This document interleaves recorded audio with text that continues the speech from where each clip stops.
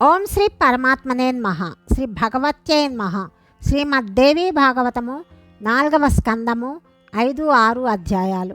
ఈ 5-6 అధ్యాయాల్లో శ్రీ నరనారాయణుల తపస్సుకు విఘ్నము ఆచరించుటయందు ఇంద్రుడు విఫలమవటము, కామదేవుని వసంతుని అప్సరసలతో కూడి అక్కడికి పంపించటము, నారాయణుని ద్వారా ఊర్వశి మొదలైన వారు జన్మించటము, నారాయణునితో అప్సరలు సంభాషించటము మనం తెలుసుకుంటాము.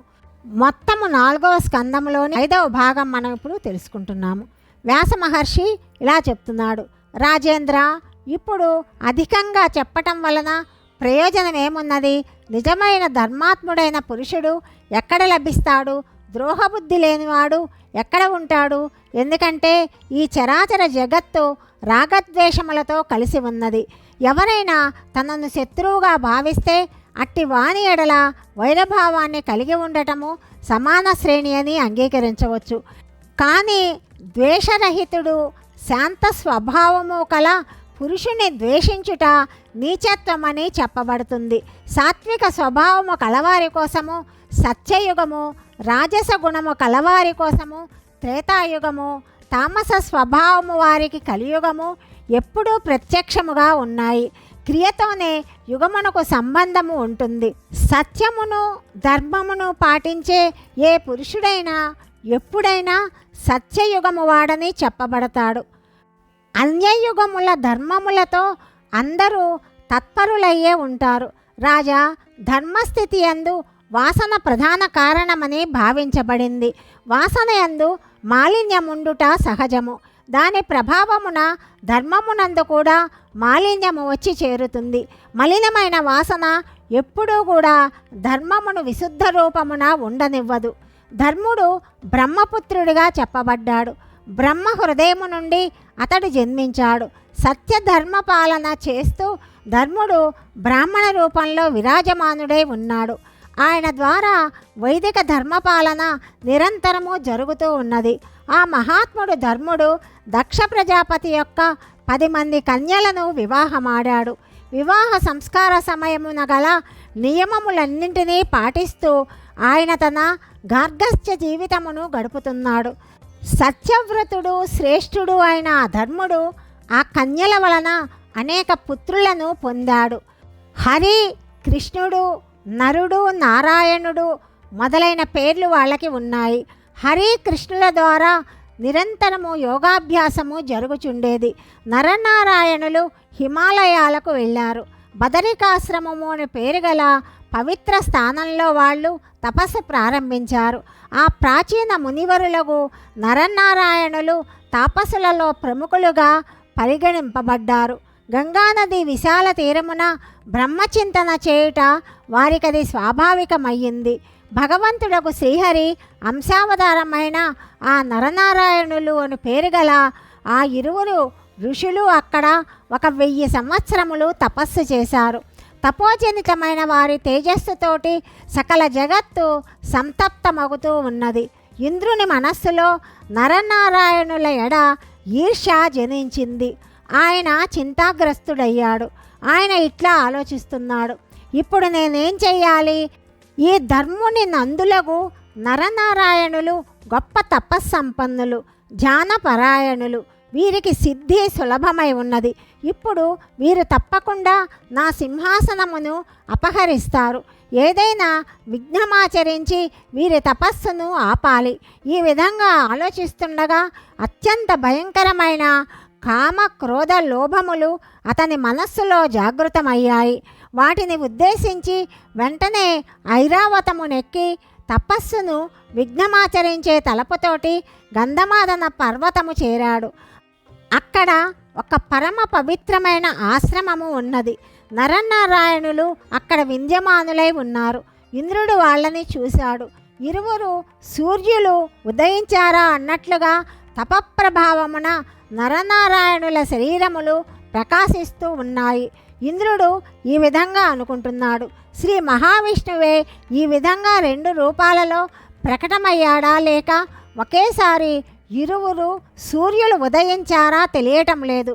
ధర్ముని ఈ ఇరువురు కుమారులు మిగుల శ్రేష్ఠులు.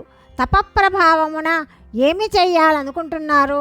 ఈ విధంగా మనస్సులో అనుకొని సచీపతి ఇంద్రుడు నరనారాయణుల వైపు దృష్టి సారించి ఇట్లా పలికాడు: ధర్మనందనులారా, మీరు తప్పక గొప్ప భాగ్యశాలురు. మీ అభీష్ట కార్యము చెప్పండి. ఋషులారా, నేను ఉత్తమమైన శ్రేష్ఠ వరాన్ని మీకు ఇవ్వాలనుకున్నాను, కాబట్టే ఇక్కడకు వచ్చాను. మీ తపప్రభావమునకు మెచ్చి సంతుష్టుడనై దుర్లభమైన వరాన్ని కూడా మీకు నేను ఇస్తాను. వ్యాస మహర్షి ఇంకా ఇలా చెప్తున్నాడు: ఈ విధంగా దేవరాజగు ఇంద్రుడు నరనారాయణుల ఎదుట నిలబడి పదే పదే పలుకుతున్నాడు. కానీ ఆ ఋషులు సమాధానమేమి కూడా ఇవ్వలేదు. వారి మనస్సులు ఎట్టి అలజడికి లోను కాలేదు. అప్పుడు ఇంద్రుడు భయంకరమైన మోహిని మాయను వ్యాపింపజేశాడు. అనేకములైన తోడేళ్లను, సింహములను, పులులను కల్పించాడు. ఆ నరనారాయణులను భయభీతులను చేసే ప్రయత్నాలు చేశాడు.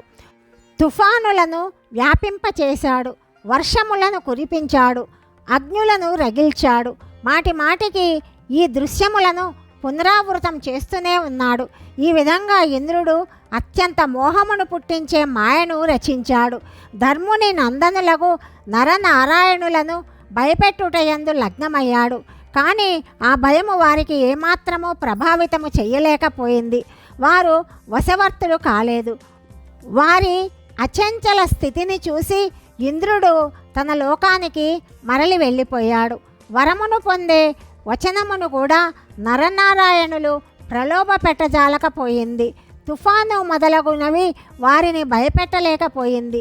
సింహములు, పులులు ఆ ప్రదేశమున తిరుగాడుతున్నాయి. కానీ వారు ఒక అడుగు కూడా తన ఆశ్రమము నుండి ఇటు అటు వెయ్యలేదు. ఆ సమయమున నరనారాయణుల ధ్యానమును మళ్లించటానికి ఏమీ కూడా సమర్థములు కాకపోయాయి.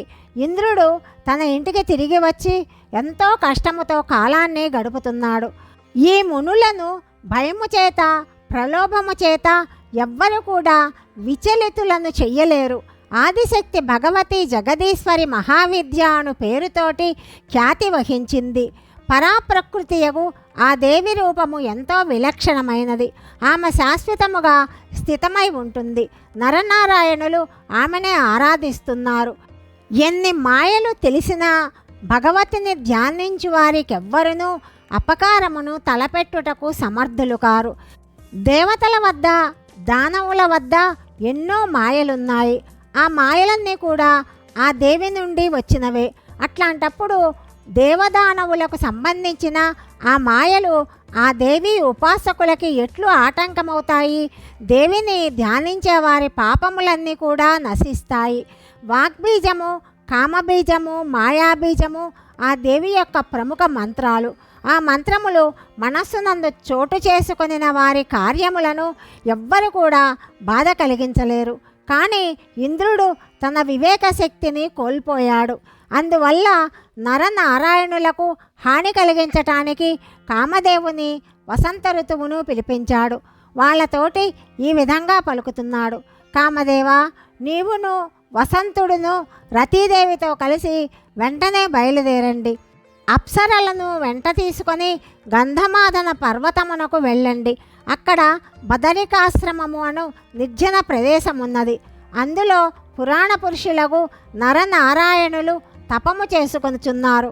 వారికి ఋషులలో ప్రముఖ స్థానము ఉన్నది.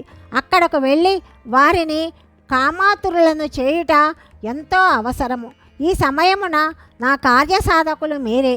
వారిని మోహితులను చేసి తపోభంగము చేసి శీఘ్రముగా నీ బాణములతో వారిలో అలజడిని సృష్టించండి. భాగ్యశాలి, నీవు తప్పక ధర్ముని ఆ ఇరువురు కుమారులు అయిన మునిపొంగువులను నిశ్చితముగా వశము చేసుకో. నీ బాణములకు వశుడై వ్యధితుడు కానివాడు దేవతలలో, దానవులలో, మానవులలో ఎవరూ ఉండరు. కామదేవ, బ్రహ్మ, నేను, శంకరుడు, చంద్రుడు, అగ్నిదేవుడు కూడా నీ బాణముల ప్రభావానికి లోనై వివేకమును కోల్పోయి ఉన్నాము. అట్లాంటప్పుడు ఈ మునులు ఒక లెక్కన అప్సరసల సమూహము నీకు సహాయము పడటానికి సిద్ధముగా ఉన్నది. మనస్సును ముగ్ధమనరించే ఈ సమూహము తప్పక నీతో అక్కడికి వస్తుంది. తిలోత్తమ రంభలే ఈ కార్యమును చక్కబెట్టడానికి సమర్థులు. ఇట్లా కాకపోతే నీవొక్కడివే ఈ కార్యాన్ని చెయ్యగలవు. అందరూ కూడా కలిస్తే ఇది ఎంతో సులభమవుతుంది. ఇందులో సంశయము లేదు. మహానుభావ, నీవు నా కార్యమును సిద్ధింపచేయుటయందు నిరతుడవు కమ్ము. నీవు కోరిన వస్తువులు ఇవ్వటానికి నేను సంసిద్ధుడను. నేను ఆ తాపసులకు వరమిస్తానని ప్రలోభ పెట్టడానికి ప్రయత్నం చేశాను, కానీ అది ఫలించలేదు. వారు ఎంతమాత్రమూ చెల్లించలేదు. నా శ్రమ అంతా కూడా వ్యర్థమైంది. తరువాత నేను మాయను వ్యాపింపచేసి వారిని భయపెట్ట ప్రయత్నించాను. అప్పటికీ వారిలో ఏ కదలిక కూడా లేకపోయింది. దేహమును రక్షించుకోవాలి అని వారు ఎరుగనే ఎరుగరు. ఇంద్రుని మాటలు విని కామదేవుడు ఏమని పలికాడో వ్యాస మహర్షి చెప్పడము తదుపరి భాగంలో తెలుసుకుందాం. సర్వం శ్రీకృష్ణార్పణమస్తు.